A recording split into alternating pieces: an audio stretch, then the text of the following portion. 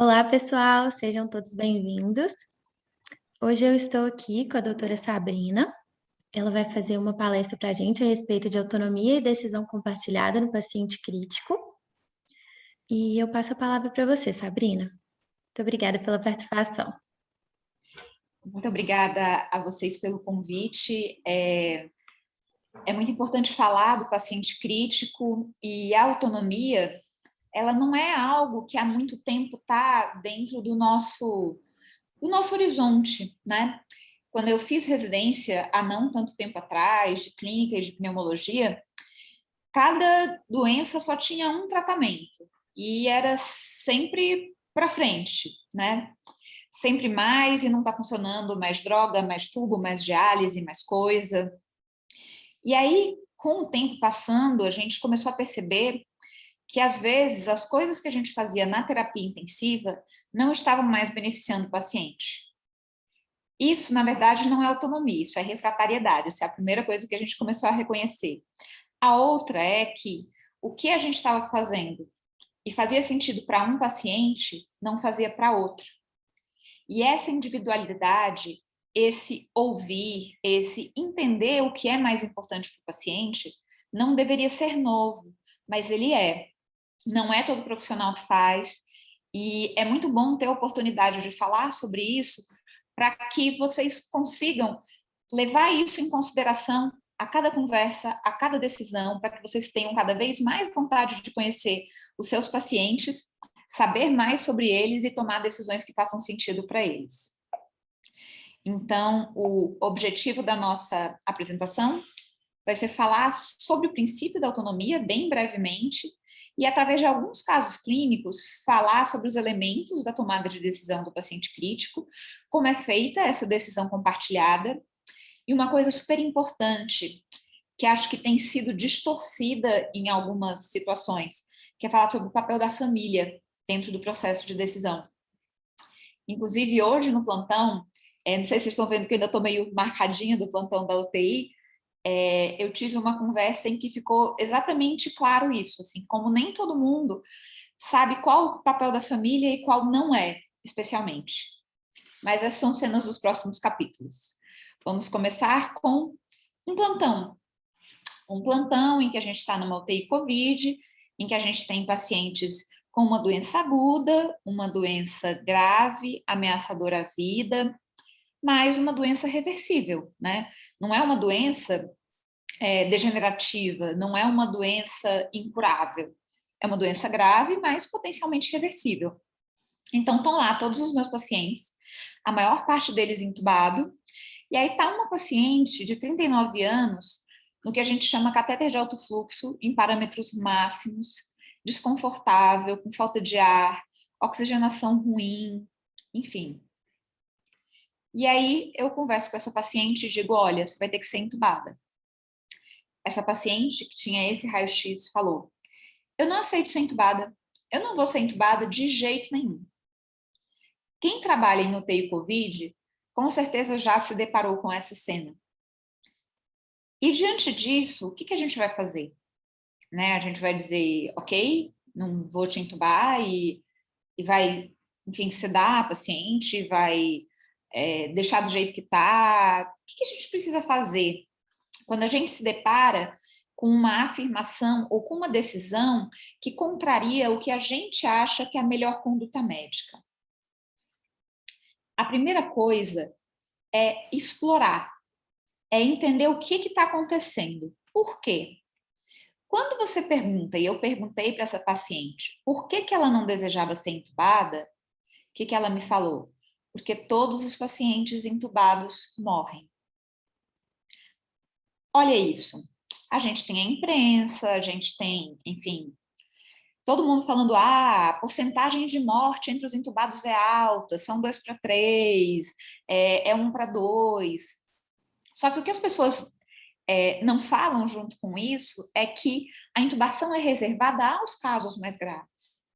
Eles morrem não porque eles foram intubados, eles morrem porque eles são tão graves que nenhum outro recurso, catéter de alto fluxo, elmo, ventilação não invasiva, foi capaz de estabilizá-los, né? O comprometimento pulmonar é tão grande que a única solução para manter a oxigenação foi a ventilação mecânica.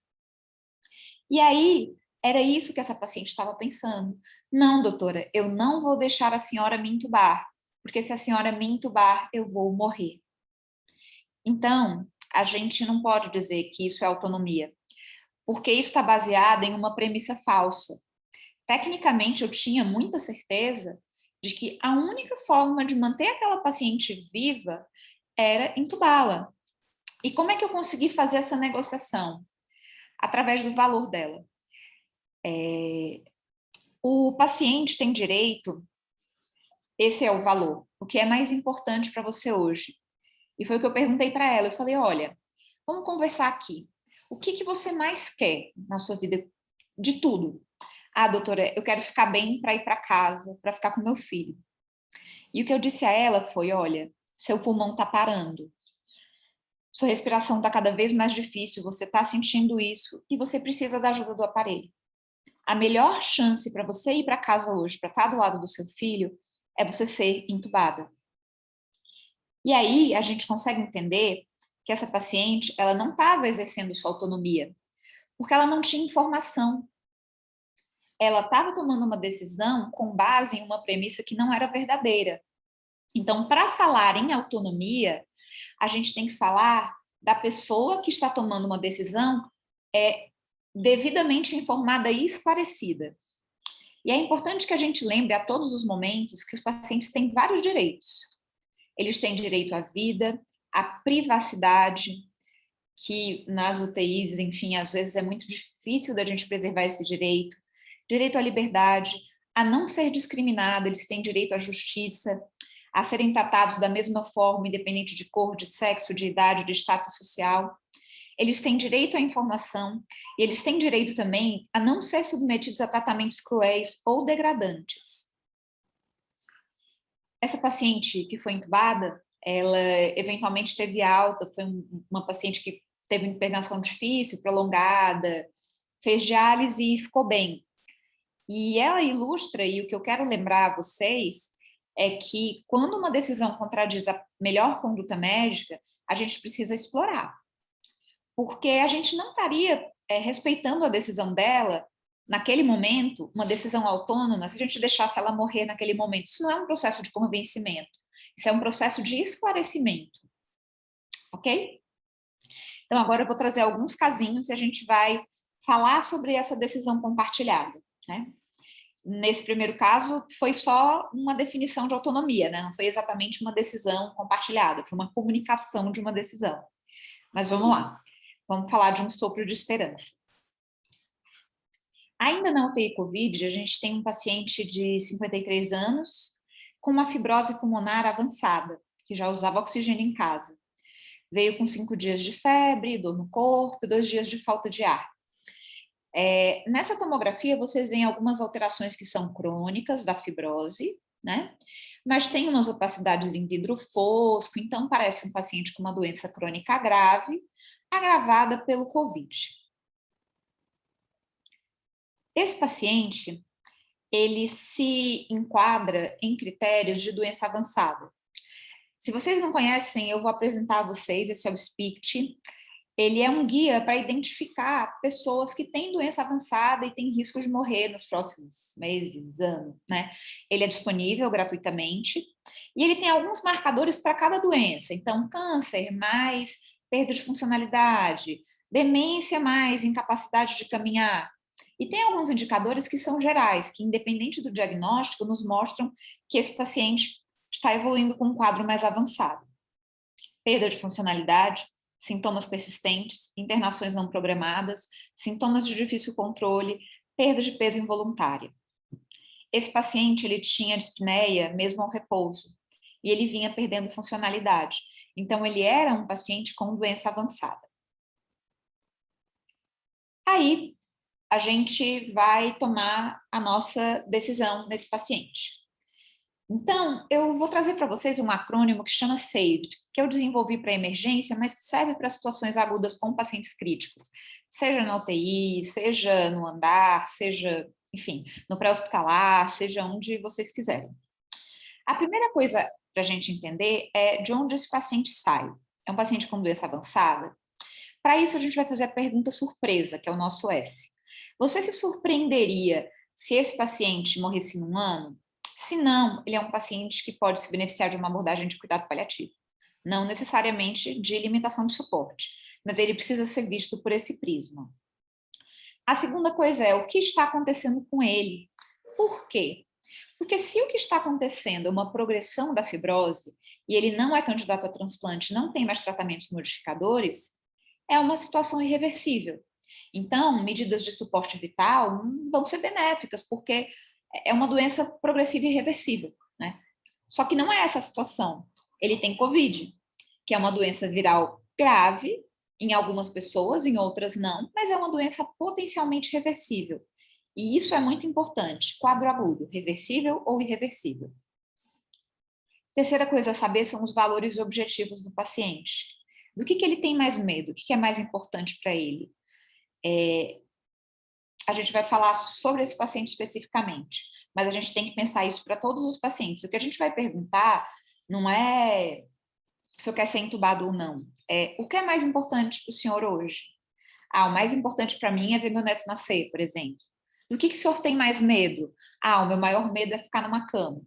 Quando a gente sabe quais são os valores e as preocupações, fica mais fácil para a gente entender, dentro da situação, qual o melhor plano de tratamento. Terceira é funcionalidade, estimativa de função e uma discussão em equipe. Enfermeiros são melhores para prever prognóstico do que nós médicos. Muitas vezes eles percebem antes da gente quando as coisas não estão indo bem. E o D é a capacidade de decisão, né?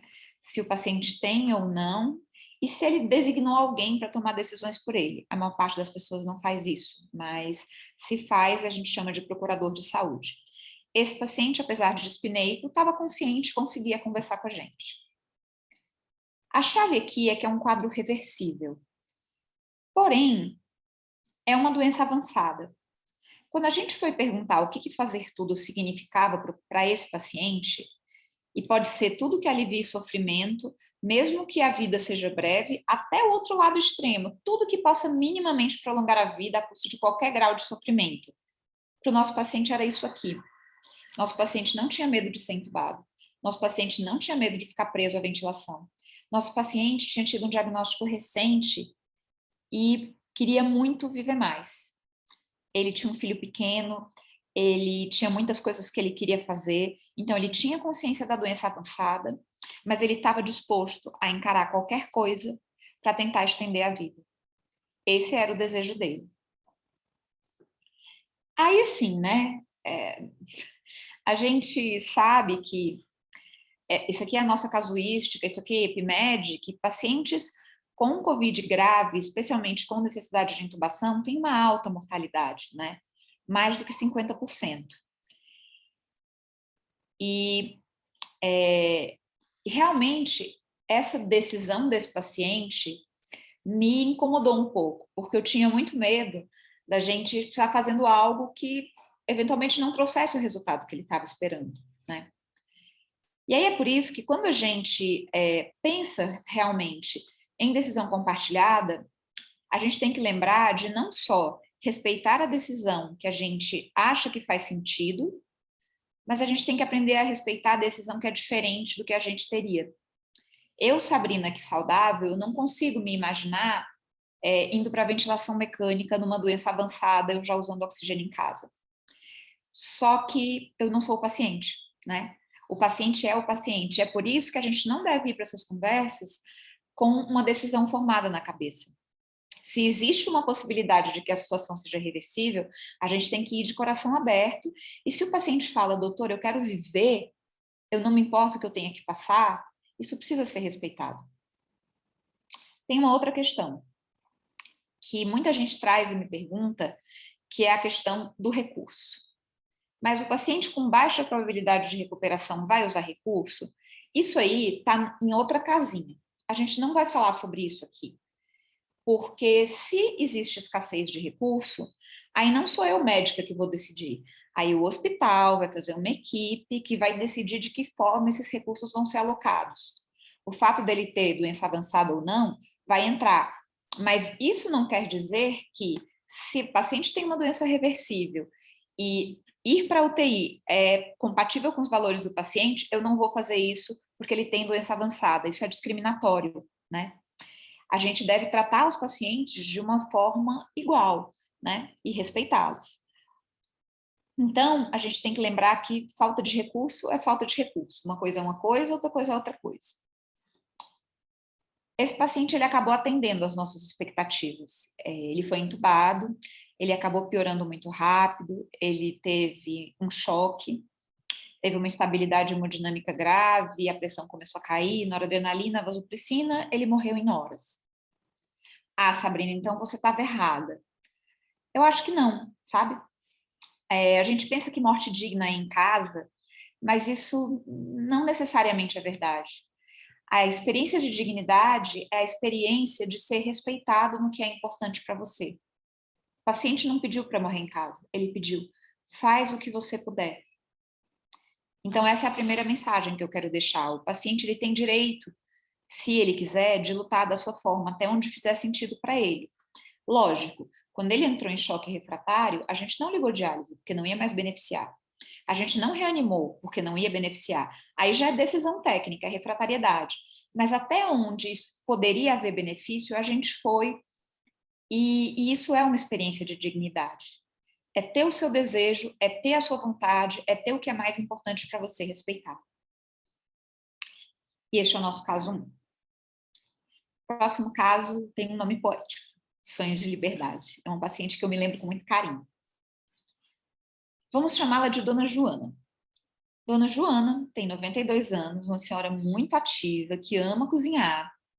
Veio também com dor no corpo, tosse, também estava com doença bem precoce, falta de ar, oxigenação ruim, máscara no máximo de oxigênio. Eu não sei se vocês sabem o que é uma máscara em flush rate. NR é não reinalante, né? Aquela máscara com reservatório, que dá bastante oxigênio, uma fração expirada bem alta.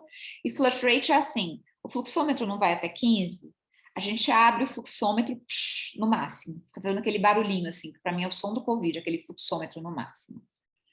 E essa era a tomografia dela. Então, a gente tem uma tomografia com acometimento extenso, né? Nesse corte, a gente vê mais ou menos mais da metade do pulmão dela acometido, um acometimento bilateral, e era isso que ela tinha. E aí, novamente, chega aquele dilema, né? E se ela piorar, o que vai acontecer, o que é mais importante para ela, como é que a gente faz? A gente não vai perguntar para a paciente se ela quer ser entubada, tá? A gente não vai fazer isso. Intubação é uma decisão técnica, que tem que ser tomada pela equipe de forma técnica, equipe toda, fisioterapia, enfermagem, com base nos valores e prioridades do paciente, né? Então, aquele outro paciente, a gente não perguntou se ele queria ser intubado ou não, a gente perguntou o que é mais importante para você. Então, quando a gente questiona sobre valores do paciente, às vezes o paciente pode falar, às vezes ele não pode, às vezes a gente tem que perguntar para a família. Essas são algumas perguntas, isso é uma tradução de um fluxograma americano feito por mim e pelo Ian, do Break-EM. E aí são algumas coisas que a gente pode falar. Como é traduzido do inglês, tem umas coisas bem objetivas, né? Então, assim, se ela tiver pouco tempo, o que seria mais importante para ela? Existe alguma situação que ela consideraria pior do que a morte? Existe alguma capacidade que é tão importante para ela que ela preferiria morrer a perder? Então, guarda esse slidezinho, fecha a caixinha e vamos conversar com a nossa paciente. E aí, é muito engraçado, porque quando a gente aprende a ouvir, a gente não precisa fazer essas perguntas às vezes. A gente só precisa deixar o paciente falar. E essa paciente me contou o que era importante para ela através do medo. Quando eu cheguei, falei, meu nome é Sabrina, eu sou a médica, eu vou cuidar da senhora, como a senhora está? Doutora, desde que disseram que eu estava com essa doença, eu estou morrendo de medo. A gente pode já correr a conclusão, né? Ah, ela está com medo de morrer. Então a gente olha e fala, ah, não, vai ficar tudo bem. E aí a gente mente para a paciente, gera expectativa. Não. Medo é medo. Se ela quer falar do medo, vamos ouvir do medo. A gente está com medo também. Então vamos lá. Dona Joana, me conta, como é que é esse medo? Do que é que a senhora tem medo? E aí a gente vai desenrolando. E o que a dona Joana me falou foi o seguinte: doutora, eu tenho medo de nunca mais sair dessa cama. Aí eu falei, e como é isso? Ah, doutora, ficar aqui deitada para sempre, inútil, imóvel, sem andar. Doutora, eu cuido dos meus netos, eu cozinho. Então, o medo dela não era medo de morrer, era medo de ficar na cama. Mas será que ela tinha medo de morrer? Eu perguntei. Às vezes, quando eu acho que isso cabe, eu pergunto. Às vezes, assim, a gente tem muito mais medo de falar da morte do que os pacientes. É muito difícil que você... Falei, então a senhora tem medo de... doutora, eu tenho medo de nunca mais andar. Aliás, ela falou essas palavras. O meu medo é nunca mais andar. Dessa conversinha aqui, eu entendi, eu interpretei que para ela, talvez a situação de não andar e ficar acamada fosse uma situação pior do que a morte. Eu perguntei, a senhora tem medo de morrer? Ela falou, nossa, doutora, imagina, não tenho. Meu marido já morreu, eu já enterrei uma filha, eu tive uma vida muito boa, eu vou encontrar meu marido, tá tudo certo, não tem problema. Quando a gente ouve isso, será que o caminho não fica muito claro? Para mim fica muito claro.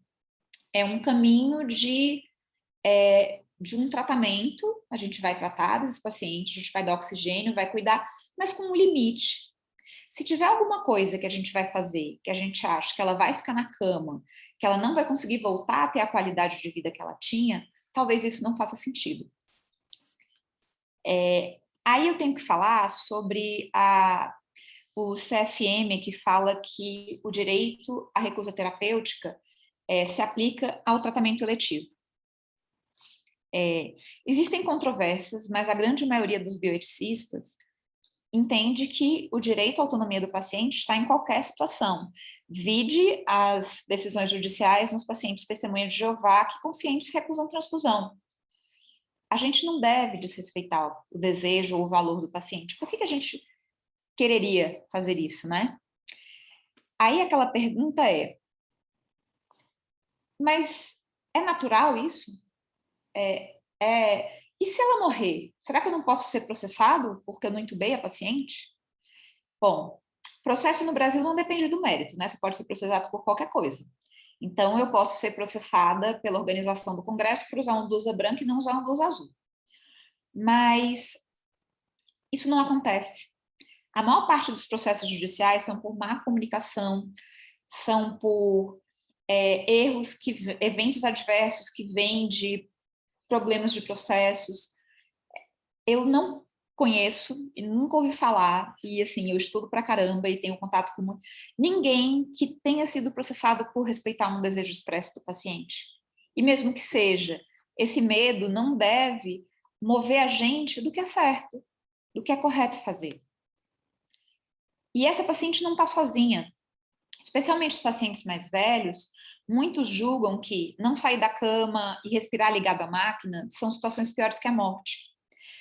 Tem um estudo que fala que até 80% dos idosos hospitalizados abdicariam de até 5 anos de vida para não morrer na UTI.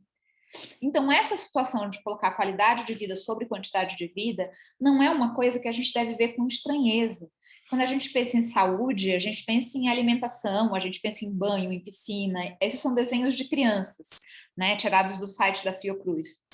A gente não pensa numa pessoa acamada se alimentando por uma sonda, um tubo na barriga e ligada em aparelhos. Isso não é saúde.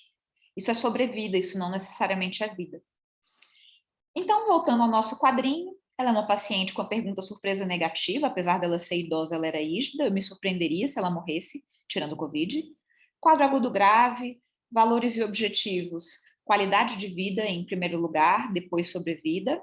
Funcionalidade boa, a equipe se sentiu à vontade de respeitar a decisão dela. E capacidade de decisão preservada. Vamos lembrar que o que ela falou para a gente era o que era importante para ela. Ela não fez o plano. Quem tem que fazer o plano somos nós. E como é que ficou o nosso plano? Dieta liberada, ela usou corticoide, que diminui mortalidade, ela usou profilaxia de embolia, ela usou morfina quando ela tinha falta de ar, e ela utilizou esse catéter de alto fluxo até o suporte máximo. Aí a gente tinha um plano A e um plano B. Plano A, ela melhora, a gente vai diminuindo o oxigênio gradativamente. Plano B, ela piora, a gente aumenta a morfina para controle de dispneia, se ela não melhorar, sedação paliativa. Sabrina, mas como eu vou falar uma coisa dessas para a família?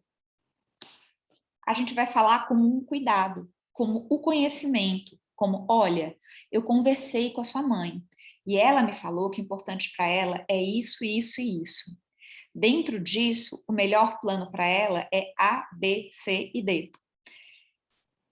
Como é que eu escrevo no prontuário?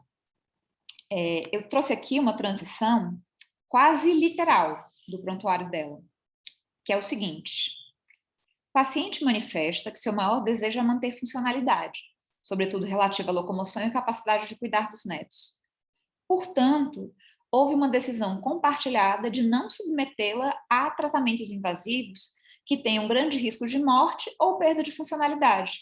Então, ela permanece na UTI, com tratamento clínico da COVID, controle de sintomas e suporte de oxigenoterapia não invasiva. Essa era outro paciente que as pessoas podiam olhar de cara feia de por que levou essa paciente para a UTI. Novamente, falta de recurso está no outro mundo. Se o hospital não abriu um protocolo de alocação de recurso escasso, a gente vai cuidar dos nossos pacientes da forma que a gente acha que faz sentido. E para a gente fazia sentido mantê-la na UTI, manter a fisioterapia, manter o alto fluxo. Essa paciente melhorou, essa paciente não morreu. Essa paciente foi de alta, ela foi de alta para casa e ela foi de alta sem oxigênio. Ah, Sabrina, então você estava certa. Não, né? Eu não sabia que ela ia ficar bem, que ela ia melhorar. Alguns pacientes que a gente estabeleceu um teto terapêutico melhoraram, foram para casa. Outros não, outros morreram, outros pioraram da falta de ar, tiveram que receber morfina e depois ser sedados. Mas o que a gente tem que saber é o objetivo. Sabendo o objetivo, o que a gente quer, o que a gente vai fazer, o nosso plano, ele fica muito claro. E o objetivo para ela era cuidar da COVID, com todas as medidas não invasivas, mas sem medidas que pudessem deixá-la dependente ou com uma qualidade de vida ruim. E então é essa a diferença, né? Se você tem um modelo paternalista, você fala o que é para acontecer. Já uma decisão compartilhada, ela é baseada na individualidade daquele paciente. Nosso último caso aqui é um paciente de 67 anos com 5 episódios de crise convulsiva. Era um paciente que tinha uma epilepsia com consequência de 5 AVCs que ele tinha. Ele era hipertenso diabético, teve febre também e chegou no pronto-socorro, né, com essa tomografia convulsionando. E ele já tinha convulsões em casa, ele era cuidado pelos filhos, mas essas convulsões aumentaram de frequência e não tinha um intervalo de recuperação entre elas.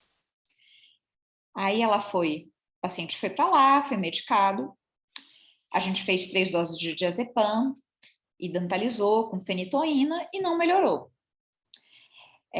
No algoritmo de estado de mal epilético, se você não tem outras drogas AV, já seria o momento de sedar e entubar esse paciente. E esse foi o questionamento da filha, mas vocês vão entubar o meu pai? Daí, a gente... qual seria o benefício da intubação para esse paciente? Como é esse paciente? Qual é a história desse paciente? Eu preciso de um termo de consentimento para intubar esse paciente? Qual o papel da filha em toda essa história?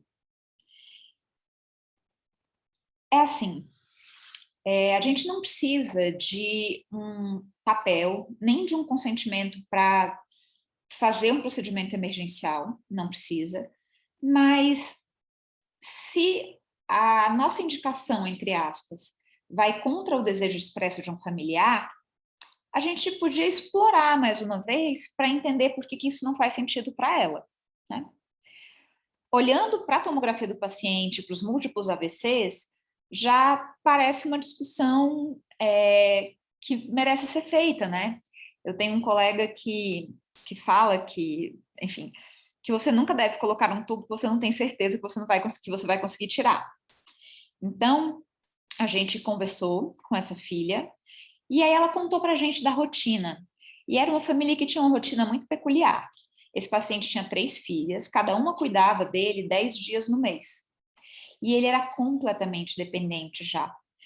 Ele só se alimentava por via oral, mas alimentado pelas filhas, precisava de ajuda para banho, não andava, usava cadeira de rodas quando precisava ser transportado. E nos últimos meses, depois da morte da esposa, nem comer ele estava querendo. E aí foi isso que a filha falou para a gente: olha, a gente se reveza. Antes ele parecia ter prazer de estar com a gente, nem isso. E eu entendo o que ele fala. Ele não consegue falar muita coisa, e eu entendo. E ele me pediu para não voltar para o hospital. A gente só trouxe porque a convulsão não parava. Mostrando todo esse quadro, juntando isso, né? Olhando para os nossos quadradinhos, então a gente tem um paciente com fragilidade, que a gente não se surpreenderia se morresse em um ano, nosso S, com uma situação aguda, que é a convulsão, que é reversível, mas que parecia já ser uma progressão de doença, com valores que provavelmente já eram mais de deixar ele quieto do que de prolongar a vida de qualquer forma, um pedido dele, não ir para o hospital, com uma funcionalidade ruim e sem capacidade de decisão. Esse paciente, ele recebeu medicação diazepam e acabou recebendo algumas doses de midazolam, que eventualmente controlaram as convulsões. Ele chegou a melhorar, mas depois ele começou a entrar no estado de mal refratário e ele foi submetido à sedação paliativa. Então, voltando aqui no nosso quadro, foi uma discussão em equipe consensual, de que era um paciente com uma doença avançada, uma doença em progressão, e que medidas invasivas não estavam de acordo com os valores do paciente expressos pela filha e confirmados pelas outras filhas. Apesar do diagnóstico desse paciente não ser COVID, a gente ainda estava na era COVID, né? Ainda estamos, mas ainda estamos sem permitir visita presencial no hospital. Então, a gente conversou com essas filhas via videoconferência, e todas elas confirmaram realmente o que a primeira filha com quem a gente tinha falado tinha relatado. Então, para encerrar, quando a gente vai nos pronto-socorros e nas UTIs, a gente vê muito essa pergunta: e o que a família quer? E o que a filha quer? E o que não sei quem quer? E isso é uma distorção muito grande do papel do familiar dentro do cuidado de um paciente. Eu aprendi num livro maravilhoso chamado Cuidado Paliativo: Aspectos Jurídicos, da Luciana Tadalto, que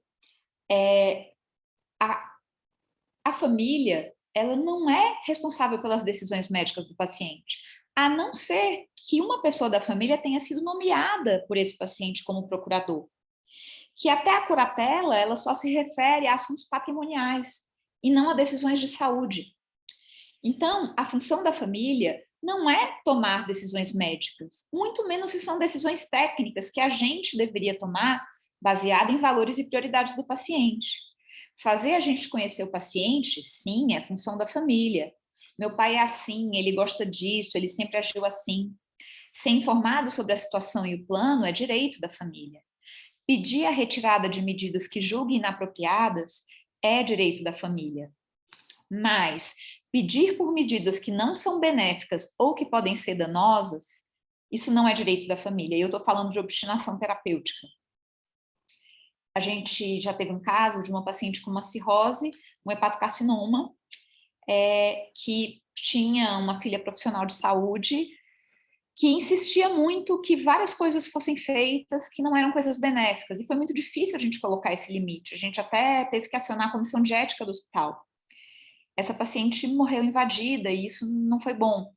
E talvez se eu tivesse mais claro antes, naquele tempo eu não tinha, que obstinação terapêutica não é um direito, talvez a gente tivesse tido mais facilidade de estabelecer um limite nesse caso. Quando eu lembro dessa paciente, eu acho que a gente podia ter feito melhor, apesar de que a gente faz o que a gente pode naquela época, né? Com o conhecimento que a gente tem lá. A situação do plantão de hoje que eu queria contar para vocês é que eu tinha no plantão uma senhora com um choque séptico de foco abdominal, uma insuficiência renal em melhora, e que tinha definido uma limitação de não intubação e não hemodiálise, mas que estava tomando antibiótico, usou droga vasoativa em dose baixa, o que a gente chama de cuidado proporcional. E aí a filha, ela foi de alta, e a filha veio conversar comigo. E foi muito engraçado, porque tinha uma coisa que, se ela piorasse, estava combinado dela ir para o quarto, para ficar com a filha nos últimos momentos. E eu não tinha entendido isso direito. Então, quando chamou a filha, porque o quarto tinha chegado, ela ficou apavorada, pediu para falar comigo. Mas como ela tá? Como ela tá? Eu falei, ela melhorou. Mas ela tá melhor, a senhora tem certeza? Eu falei, tenho. Não, porque me falaram que se ela piorasse, ia mandar para o quarto. Eu falei, não, mas a gente está mandando para o quarto porque ela tá melhor. E aí a gente conversou um pouco mais e ela falou que quando a paciente entrou no pronto-socorro, a primeira coisa que perguntaram a ela é se ela autorizava a intubação. Gente, isso não é legal. A gente não faz isso. É uma senhora de 95 anos, é uma senhora frágil, é uma senhora que provavelmente não tem benefício técnico da intubação. E aí outra coisa é pedir para a família assinar um termo dizendo que recusa, também não precisa de termo para isso. Vamos tomar decisões técnicas baseadas em valores. Vamos escrever como estava escrito aqui da nossa paciente. Olha, respeitando este valor da paciente e o nosso plano inclui isso e não inclui aquilo. O plano não tem que incluir tudo, necessariamente, o tempo todo. E a gente precisa ficar tranquilo e com o coração em paz em relação a isso, e a gente vai cuidar muito melhor dos nossos pacientes. Então, eu acho que talvez, se eu tivesse que falar meu maior aprendizado recente, é esse, em relação ao papel da família, muito trazido pela Luciana Dadalto, e esse em relação à obstinação terapêutica. Não é direito dos familiares para pedir que você prolongue a vida de um paciente em condições desumanas ou em desacordo com a vontade do paciente. O paciente é o nosso principal objeto de cuidado e a gente não pode nunca se esquecer disso.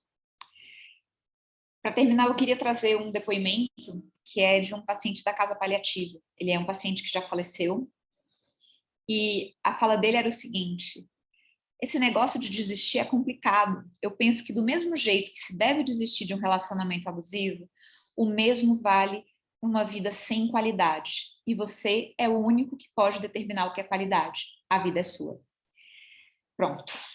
Então, fica aqui para vocês a minha fala, fica a minha homenagem a esse paciente, fica a minha homenagem aos pacientes da casa paliativa, o meu agradecimento pelo convite e eu espero que vocês levem dessa palestra esse respeito e essa vontade de sempre fazer tratamentos que sejam de acordo com o que é importante para o seu paciente.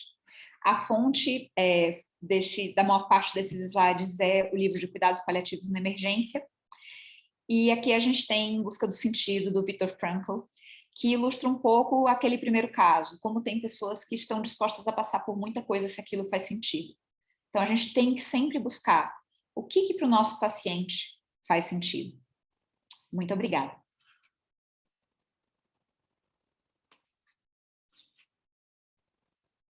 Muito obrigada, Sabrina, pela sua participação. A palestra foi excelente. Tenho certeza que todo mundo, todos os ouvintes se beneficiaram muito dessa experiência. Muito obrigada também por compartilhar com a gente os relatos do seu plantão. Tenho certeza que isso enriquece muito também o nosso congresso. E esse é um tema muito importante, né, no contexto do paciente crítico, e é um tema que nem sempre a gente tem tão explorado na graduação de medicina. É uma parte que falta muito para nós. Então, eu tenho certeza que todos os estudantes de medicina aqui presentes, todos os profissionais da saúde, com certeza tiraram muito dessa sua palestra. Muito obrigada em nome de todos os organizadores do congresso e em nome também de todos os ouvintes pela sua participação. E vamos dar seguimento ao congresso com a próxima palestra. Muito obrigada, Sabrina. Obrigada a você.